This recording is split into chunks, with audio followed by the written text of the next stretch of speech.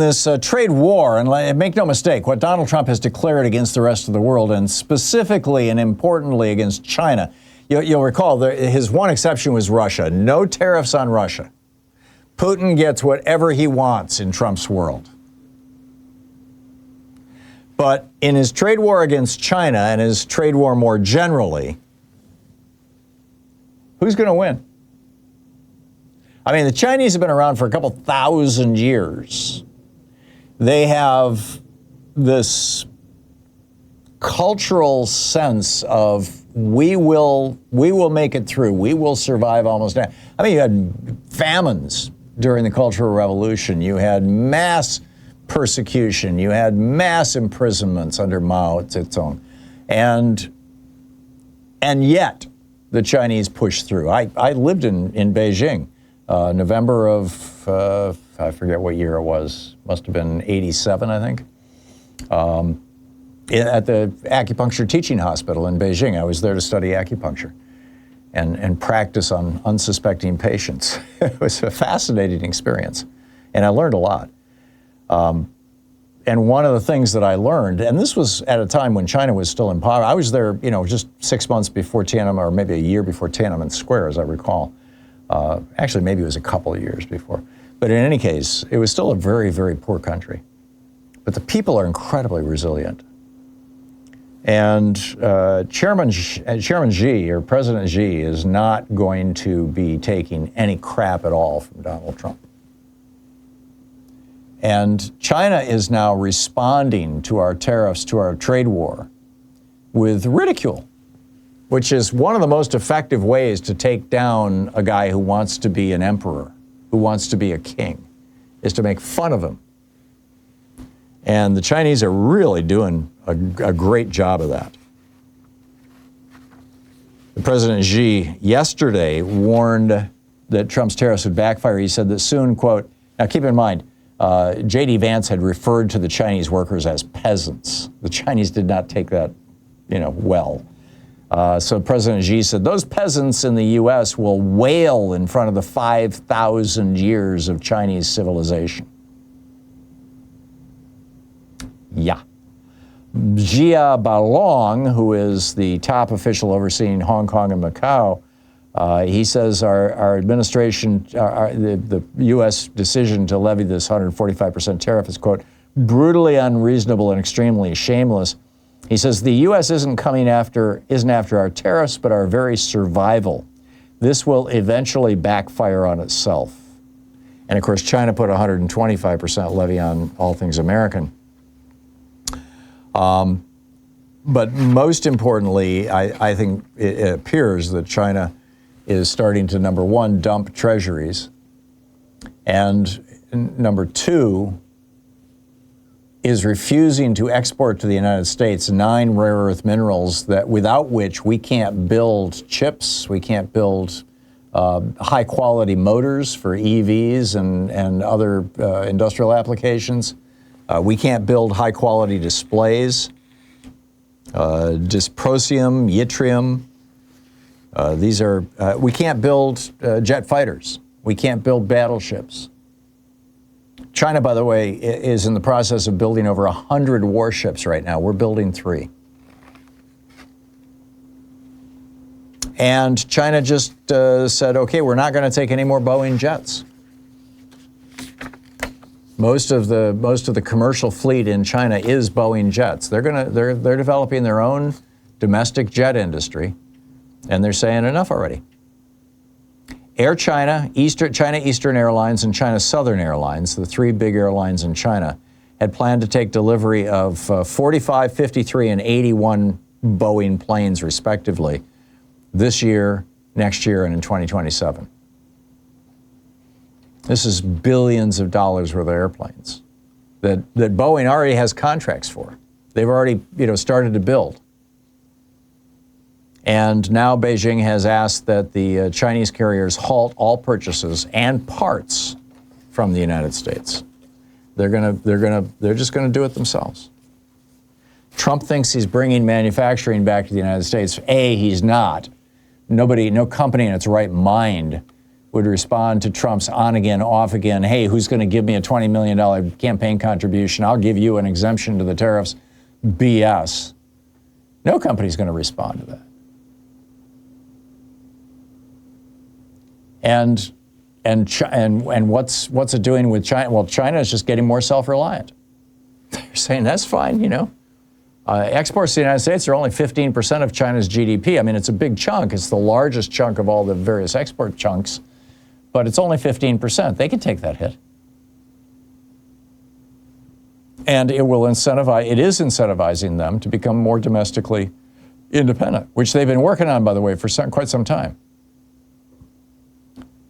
China built a high-speed rail equivalent of New York to Chicago in 2 years. I mean, they have built thousands of miles of high-speed rail. We have none.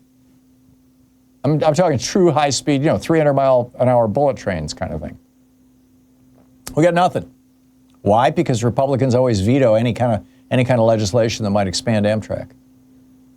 Because it's the government, and it's paid for with tax dollars, and billionaires don't like to pay their taxes. We have been at least the GOP has been working so hard to coddle and enrich American billionaires for the past 40 years that we've basically been paralyzed. We don't have state-of-the-art factories. We don't have state-of-the-art transportation. We have decaying airports. We have a train system that's a joke. People from other countries come here and like, okay, where's your high-speed rail? Really? Amtrak, oh, you go 80 miles an hour? Wow, how about that? So here, I mean, just consider what's going on here. Just consider the big picture of what's going on here. You have an administration that is absolutely committed to ending the rule of law in the United States, to having a president who can do no wrong, who can break any law with impunity. And John Roberts has already said, if he does it and it's his official duties, even if it's a crime, you can't stop him, you can't prosecute him. And so he's doing it. The crime he's engaging in right now, by the way, is ignoring the Supreme Court. Nice self-own, John Roberts. This is how fascism starts. It always begins with defying the law and getting away with it. And then they go to taking down the media and taking down the courts. And all of that is happening right in front of our eyes. So here we have fascism growing in the United States. At the same time that Elon Musk, this South African billionaire who was having regular phone conversations with Vladimir Putin for the last couple of years, according to press reports, as was Trump, is dismantling our government. He's gutting Social Security. The Republicans in Congress are planning on cutting $800 billion out of Medicaid. Forget about grandma spending the rest of her life in a nursing home. Forget about little Johnny who comes from a low-income family or whose father died in a car accident, having access to Medicaid. They're taking apart the social safety net in the United States, the thing that enabled the middle class. They're refusing to enforce labor laws. So the union movement has been just stopped dead in its tracks, which means that across much of America, particularly red state America, where the minimum wage is still $7.25 an hour in almost every red state in the country, you wonder why Republican states are so poor, are so impoverished. It's because of this. Because the billionaires don't want to pay their damn employees, much less their damn taxes. So here we have a situation where China is being empowered. Russia is being empowered. Russia, they attacked, they threw a missile with fragmentation, grenades in it, basically, into a city square on Palm Sunday to kill people going to church. And Donald Trump would not condemn that. He said, oh, it must have been an accident. He knows it wasn't an accident. He's terrified of Vladimir Putin, or he wants to be Vladimir Putin, or both. So what we're watching in real time is a complete realignment around the world. One of the first things Elon Musk did was taking down USAID. USAID was the agency that helped end apartheid in South Africa by supporting the opposition and supporting the poor people in South Africa who were fighting against this white minority, this 7% of white Africans, white South Africans who at that time controlled the country. When Elon Musk was being driven in a chauffeur-driven limousine, a chauffeur-driven Rolls Royce to school every day, from his all-white community to his all-white school. And when apartheid fell, he left the country. So you've got this realignment that's happening all over the world, this political realignment, where China and Russia are getting together, literally getting together. You're seeing Chinese soldiers being arrested in Ukraine. At the same time that the United States is gutting NATO, Trump is talking about defunding NATO and the United Nations. We're breaking our alliances with Europe, with the exception of Hungary, which has already gone the Russian way.